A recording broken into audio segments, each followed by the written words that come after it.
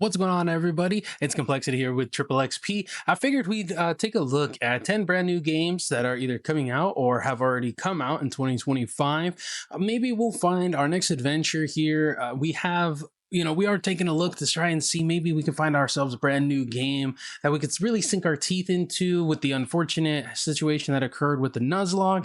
But without further ado, let's get right into these 10 games that maybe you might find us playing in the future, and maybe you've been having an idea on whether or not you want to buy them. The Summer Game Fest 2025, the dark ritual in which Jeff Keighley summons all of the gaming gods to shower us with teasers, trailers, and sequels. Hi, folks. Ooh, this game looks pretty freaking good. I'm not gonna lie. I like the visuals of it. I like the darker sense of it. For those of you guys who don't know, I have complete opposites on what I like when it comes to lights.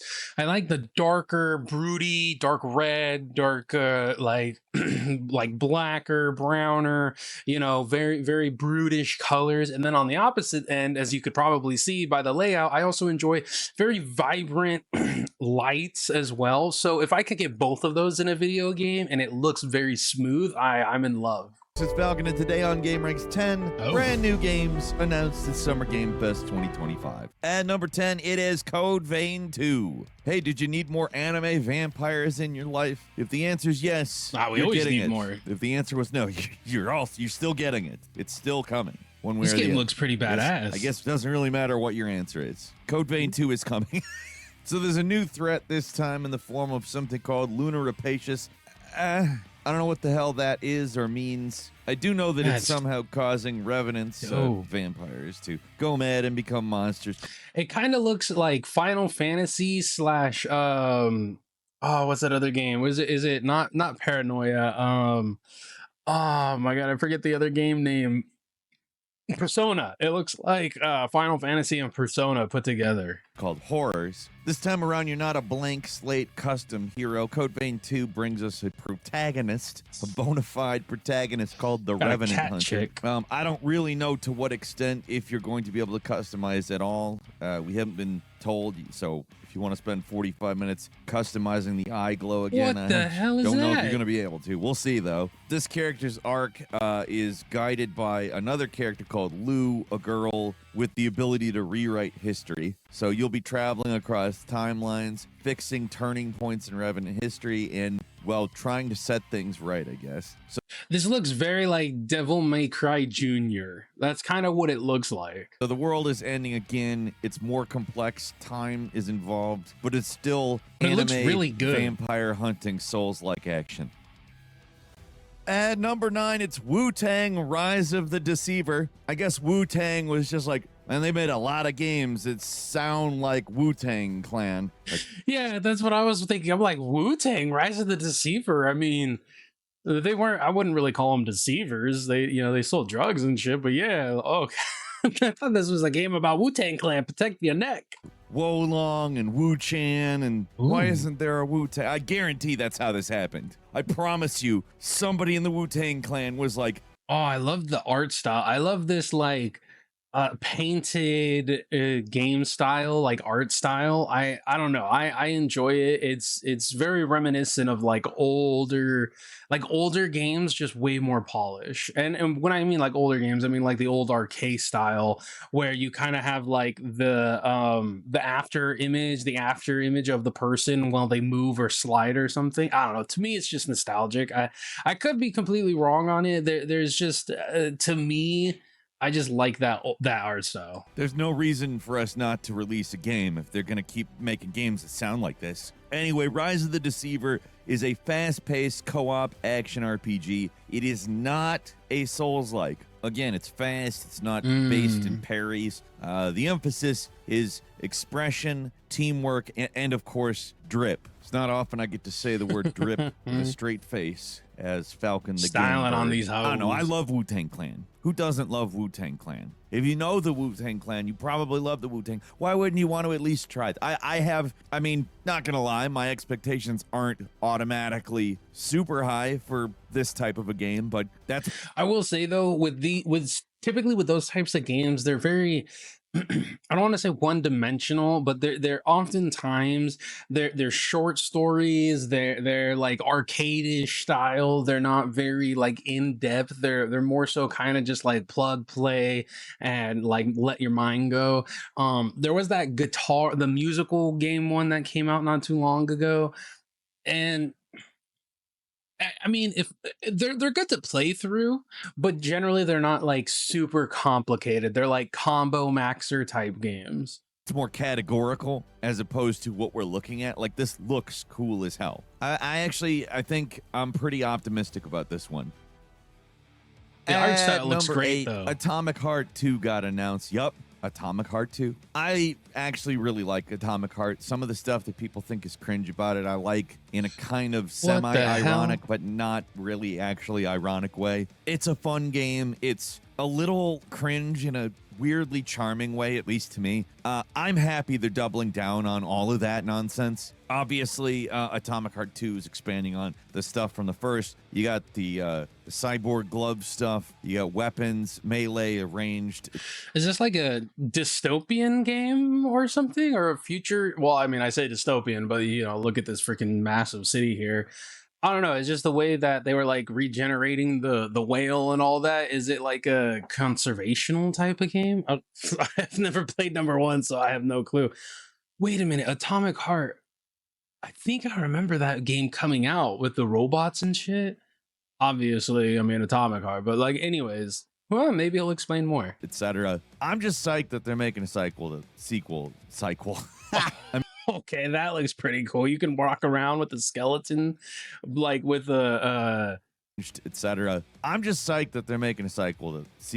with dude. Okay, that's pretty badass. Look at that anatomical freaking translucent body skin. Sequel. I mean, that's basically the level of like things that you would hear in Atomic Heart, and that's why I enjoy it. And number 6. It looks like a fun game. It looks like, I mean, it looks like it's more so set up where it's like, hey, go here to here to here to here, game's over, versus more open worldy. But it looks pretty cool. I like that the anatomical translucent body skin that they have. That's pretty fucking badass. 7, also from Mundfish, The Cube. Now, when you think of the Atomic Heart universe, you assume Atomic Heart and now Atomic Heart 2, but we're also getting The Cube, which is a multiplayer RPG shooter that takes place in the Atomic Heart universe. In The Cube, players embark on expeditions to explore the enigmatic structure, the cube. A big cube, big levitating cube. You got rotating walls, shifting terrains, unpredictable combat scenarios. Basically, it's an MMORPG shooter with roguelite mechanics wrapped in a psychedelic Soviet fever dream. Mundfish owes me money for their marketing. Okay, this actually looks pretty dope. I do enjoy these types of games. Like, it's one of the reasons why I enjoyed Apex, but I also enjoy MMORPGs to where it's kind of like, you know, a Fallout, which I know isn't, Fallout 76 is, but I like those types of games where you just, hey, you're dropped in here, go explore, do your own thing, find out your own, you know, find your own path, basically, you know, make your own thing. I like those types of games, especially if it's more like dystopian or futuristic, which again, I'm on complete opposite sides of those, or complete opposites are things that I like. I enjoy super futuristic or incredibly dystopian societies. And number 6 is Scott Pilgrim EX, which is, let's just be completely Another Scott Pilgrim game. All right, let's go. clear, a new Scott Pilgrim beat 'em up. The original Scott Pilgrim versus the World game is one of my favorite beat 'em ups of all time, and the people who made it later went on to form. It's like old school Mega Man or something. I love this type of style as well. It's just, there's something about having arcade games in the 21st century and it continuing on that is just like, like freaking chef's kiss, man. Tribute, who is behind Especially when it's not like an obvious cash grab, but if it's like fun and whimsical. Teenage Mutant Ninja Turtle Shredder's Revenge, and they just absolutely killed that game. We've talked about the Marvel Cosmic Invasion game coming soon. They're behind that as well, but this is kind of like the main event for this. I can you tell I'm excited? Excited. It's not just that they're making a sequel to that game. It's that it's a lot of the original developers. It's Anime Noguchi coming back for the soundtrack. This time around, they're talking about it being like kind of open world, like River City Ransom style open world, which is not, I mean, open world in the sense of today, but it's a bunch of interconnected areas that apparently are going to be all open from the very start of the game. I don't know. I'm psyched. I'm so happy this is getting a new game from the original devs with Anime Noguchi on it. I bet this is gonna go freaking hard on Stream Deck and the Switch. I think this game is gonna go. I mean, because we gotta be realistic here. A lot of 2D scroller games are mainly played on some sort of mobile console. I mean, I think even if let me rephrase that. I think that you find most enjoyment of 2D animated scroller games on on consoles that mobile consoles. Well, I guess I should just say mobile game systems, because it's nostalgia, and these games are just like that. Like, I remember being in class, like couldn't wait to get home to play the Game Boy or the SP or the DS or something, and or pulling it out at lunch or something and trading with friends or battling friends. I think that's just the biggest thing about these games, is that they're very nostalgic oriented in their style, the art style, the game development, and everything, that they just hit harder on mobile consoles. With Brian Lee O'Malley working with them on it. Everything about this is fantastic to hear. And number 5, Lego Voyagers. I don't know if you're aware of Lego Builder's Journey, which is a little bit more contemplative of a Lego game. The developers behind that are Lego got an upgrade. Holy Jesus, look at the polish on this. Look at that. Look at the reflection of the light. You can see the distance glare. You can even see the up close glare on the grass, is what I'm assuming here. Which is a little bit more. And then you have like all the small little details. More contemplative. This is cool. Of a Lego game. The developers behind that are. Oh, hold on, that shine. Hold on. Of a. Look at the shine coming in over here from the sun over here. This looks freaking amazing. Now, I probably won't play it, but I could still I could still admire how nice it looks and how well done it looks. A Lego game. The developers behind that are making this. Kind of has the same style as Builder's Journey. Okay. Now we have the actual look. Okay, that was just that was the, hey, look at this one. You can see here that polish is pretty much gone. That was probably just an opening scene, but it still looks pretty dope. I mean, it seems like it's gonna be a third-person runaround game where it's just like building and stuff. I mean, it is Lego, so obviously, but it still looks pretty cool. An isometric perspective, but it's kind of It Takes Two. Also, yeah, I was just about to say that. Like, if you look at this right here, it's very an isometric perspective. It's very It Takes Two-ish. Any sort of like human fall flat type of deal. So this is gonna be a 3D platforming game, it looks like. But it's kind of It Takes Two. Also, like, it looks like Builder's Journey, but you're two different Lego bricks, and It Takes Two in that respect. Like, you have to do the things that you would do in It Takes Two. This seems like a game that you would play with like your kids or your best friend or like your significant other. Like, this definitely seems like okay, what do we want to do today, honey? Let's just throw on some It Takes Two Lego version. It looks like a very cute game. I don't see myself buying it unless I'm probably gonna end up playing it with my girl and just have some fun, maybe record it just to have some dumb childish fun on a game. That's basically what it looks like anyways. It doesn't look manic or mayhem. It's a very peaceful game. That's what I'm getting at. It's a very laid back, relaxed game. Oriented. It looks similarly kind of, cozy type game as Builder's Journey. Yeah. This one's actually not far off in the future. The other ones we've talked about are at least a year away. This one apparently is coming this year, and it's coming to PlayStations, the Xboxes, the Nintendo Switches, and PC. And number 4 is Infinitesimals. Infinitesimals. Okay, I'm gonna guess that this is a fighting game. When you thought the tiny protagonist Nope. in a big world trope had been fully exploited, Qubit Studios says, hold my beer. This is a theory. He looks like, hold on. Fully exploited. Qubit Studios says, hold my Tell me that this does not look like a character out of Destiny, like Destiny 1 or 2. That's, huh. beer. This is a third-person sci-fi action adventure game where you're an alien that has crash landed, not on Earth necessarily, but you're an insect-sized alien. You're the captain of a squadron of spacefaring, I don't know, dudes. So this is like super sci-fi grounded. Okay. I don't know, but you're tiny. You're on an alien world. Or maybe you're on our world. I don't know. Maybe it's a different time. I really don't know yet. It looks cool though. Like, don't tell me this doesn't look cool. Obviously, the environment's the big thing here. I really hope you can like ride those stag beetles or something like that. That would be pretty cool if you could get like a harness or a satchel or something. Not a satchel, a harness or like something to ride them on. What I like about this is that it looks kind of like it's using that Honey, I Shrunk the Kids aesthetic just enough so that you think of it. Infinitesimals is coming to PS5, Xbox Series, and PC next year. This game looks pretty cool. I'm not gonna lie. Like it looks interesting, and I enjoyed Grounded thoroughly. So I think I would enjoy this game too.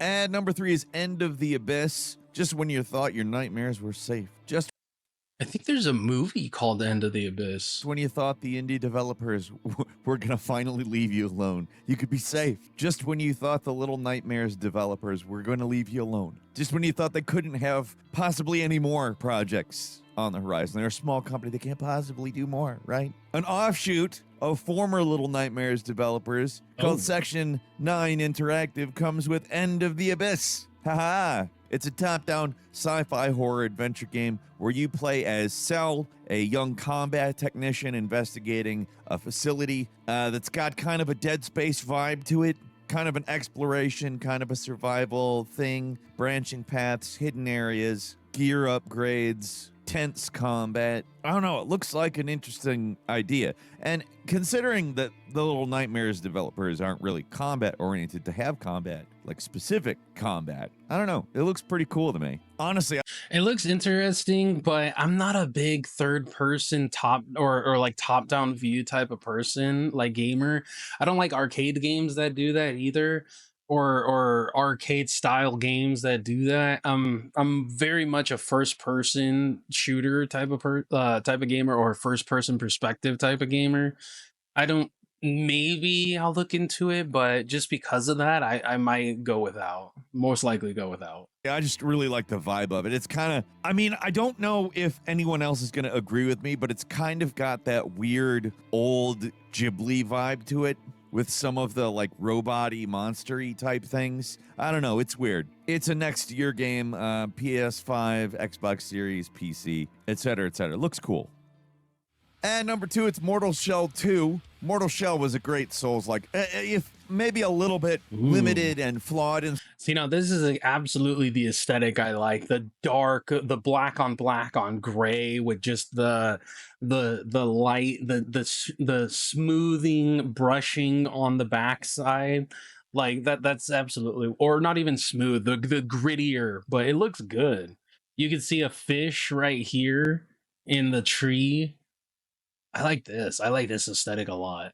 in certain ways, they're still really good in a lot of other ways. I don't know, it was one of those sort of quirky Souls-likes. It had some weird tinges to it that weren't quite what you'd expect, and I like that it's getting a sequel quite a bit. You got 60 new dungeons. The shell system is returning. I don't know exactly what they're going to do to modify the combat, if anything. I would assume something. But there is also going to be a beta. You can sign up for it soon if you'd like. I have. You can do so too as well at mortalshell.com. This looks really cool. Like I am a fan of the Souls games, even though I haven't played a whole lot of them. I do like this aesthetic. I like the way it looks and the way the game mechanic looks as far as like the fighting sequencing. So I might be looking into investing in getting this. And finally, at number 1, it's Resident Evil Requiem. The Resident Evil, always going to be a good game to play. Always going to be a great franchise. I mean, I think the only one that I didn't like was the top-down viewed one. What was that? Operation Raccoon City, I think it was. That was the only one I didn't like, the only one I didn't really play any of.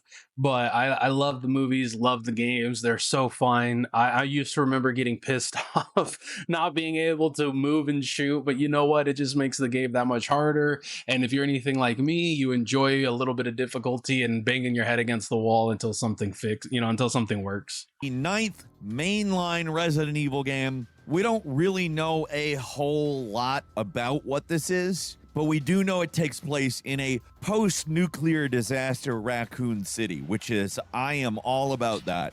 Man, how many times has Raccoon City been bombed or nuked or wiped off the face of the map during this series? Jesus Christ. Let Raccoon City live. Leave it alone. You are an FBI agent named Grace Ashcroft. It looks very much like it is continuing in the footsteps of the Resident Evil 2 remake. The first-person Resident Evil stuff, it was great. I am happy they're moving in that direction. We don't have any specific release date information, but it's coming. It looks very, very cool, too.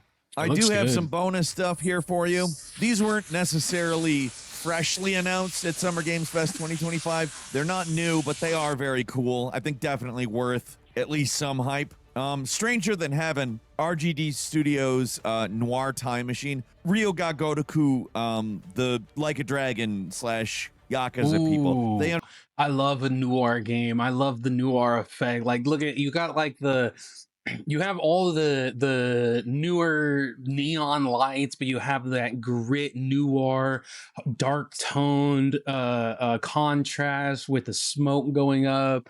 Could be steam, could be smoke from factories, but I love the noir games and noir style. Officially unveiled Stranger Than Heaven, which was previously something we knew about called Project Century, but it's a 20th century detective story with some survival elements and a narrative that apparently it looks like Watch Dogs Yakuza. That's kind of what it looks like. Spans decades. And it's also, keep in mind, the Like a Dragon devs, don't forget that. So it's probably going to have some crazy stuff. Probably, maybe gonna have cool it looks very dynamic with its combat. Like when you're punching, it just shakes the screen, gives you that effect of like the intensity level, which I've always loved from certain like noir games, certain games that are very like indie, not indie, but they have that indie feel to them. Combat, I hope. We'll see. Obviously, I'm very interested in that. They're non-Yakuza games, which, I mean, I don't know if you can really consider Judgment and Lost Judgment non-Yakuza games. I like the detective. Like the way that the water is moving. You can really consider. Like, it's very dynamic. It just keeps on moving on the sides here. Judgment and Lost Judgment. Boom, you got all this water coming up. Non-Yakuza and then games. Off the punch, you got more water. The water splashing off of his face. Like all the water splashing off this way. I love the dynamic look to it. Detective stuff in that, though. I'm sure this is an extension of that, and I think that's cool. Next is Ill, coming to us from Team Cloud, a first-person survival horror game with a pretty wild-looking dismemberment system and some crazy monsters. Guess this takes place in a fort that has been overtaken by a mysterious entity. Next is Chrono Odyssey. I didn't really give us a whole lot there, but I guess maybe there wasn't a whole lot. Dismemberment system, some crazy monsters. This is kind of reminiscent of Revelations, I think it was, for Resident Evil. Just the art style and the way it looks. Monsters. But guess this takes place in a fort that has been over. But I've always enjoyed certain like survivalist games that are like that. Maybe I'll wait until more information comes out about this game. Overtaken by a mysterious entity. Next is Chrono Odyssey. No, it is not a Chrono Trigger related piece of media that I am at least aware in any way. It's an MMORPG. I don't know what exactly the nature of those elements are. It is a time travel MMORPG. That's I mean, really what it looks like at the moment. We'll see more as more comes out. They've taken forever showing footage of this game, though. And finally, we've got that one looked pretty interesting. Gameplay. I love the art, that's for sure. Love the gameplay. I mean, it does look very like another MMORPG. I mean, God, it's so difficult to get it hooked into one, and then you're spending countless hours. but it looks I it mean, looks great. really what it looks like at the moment. We'll see more as more comes out. And it's got like again some dynamic features. I mean, really what it Like with all of the as you can see the ground being broken up here looks like at the moment. and then they create all of this debris that they just start flying We'll at see you more and you can see it coming through. That's pretty awesome. This game looks good. as more comes out. They've taken forever showing footage of this game, though. And finally, we've got gameplay from Dying Light the Beast. Obviously, this is a game that is launching relatively soon, August 22nd specifically. It's looking pretty intense, pretty visceral, honestly pretty fast-paced, which I'm all about. Looks really adrenaline pumping, you know? That's all we've got for you That looks great. Hold today, on. but what do you think? Leave us a comment. That looks pretty awesome. I'm excited for new games to come out. I think that the one game that I'm most excited for is the Code Vein one. It looked pretty awesome. And then the Cube. So the Code Vein and the Cube will probably be taking a much deeper look into. I might just buy it personally and then play it here on the channel and see. But you know, we're looking for something new and always wanting something that's going to catch us, that's going to bring us in. And it's difficult with AAA titles nowadays with a lot of things going digital and so many games are being pushed out buggy or pushed out undeveloped or underdeveloped or, you know, day one 30 gigabyte game patches and shit like that. So hopefully with these releases that they're good to go on day one, or maybe they're just a little bit here and there gotten some issues, but definitely looking forward to the Cube. That one looks amazing. And then Code Vein. So let us know what you guys think about the games that are going to be coming out. What are you looking forward to the most? What console are you going to be playing on? What games do you recommend? What games are you going to be looking forward to? You know, there's a wide variety. It's a fantastic time for gaming right now because so many different games are coming out. But at the same time, it does kind of dilute all of the big ones. It all dilutes a lot of their desire to release fully developed games. The whole Nintendo Switch situation is going on right now. So let us know in the comment section below, you guys. I have been Kmplxity with Kmplxity. Like, comment, and subscribe, and I will catch you in the next one.